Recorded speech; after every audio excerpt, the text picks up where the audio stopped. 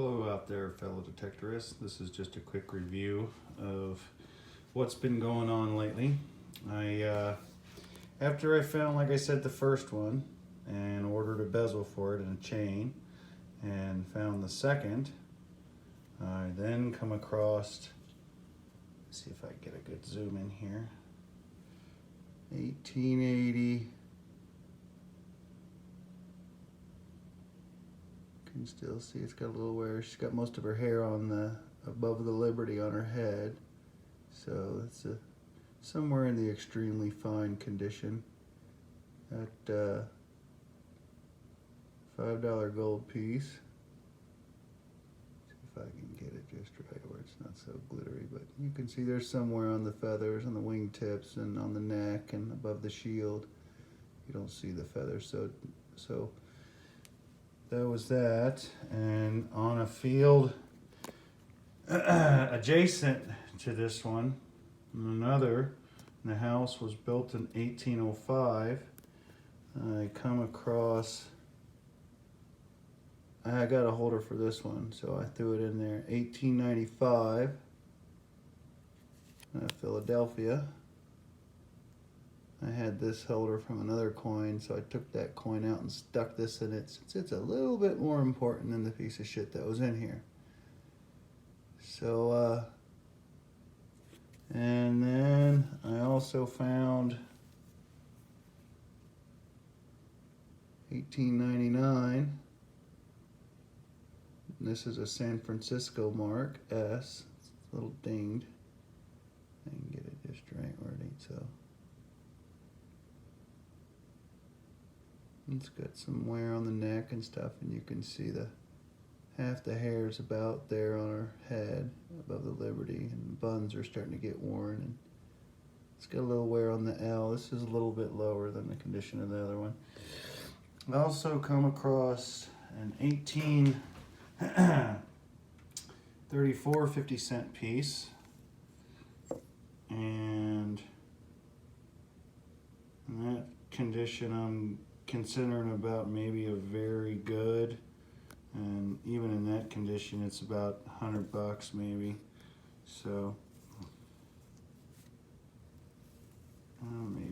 maybe a fine. It could be about a fine. I'm thinking, yeah, fine. If I remember right, when I was grading that, you can just see when you grade it, you can just see the little pin there, right there at the clasp at the thing, and you can just make that out, which is what a fine would be, is you can just make the clasp out on that. And I found a really screwed up 1858 one. I mean, it looked like somebody took a knife blade to it and just, went to town on it. I don't know, but somebody got mad at it for some reason.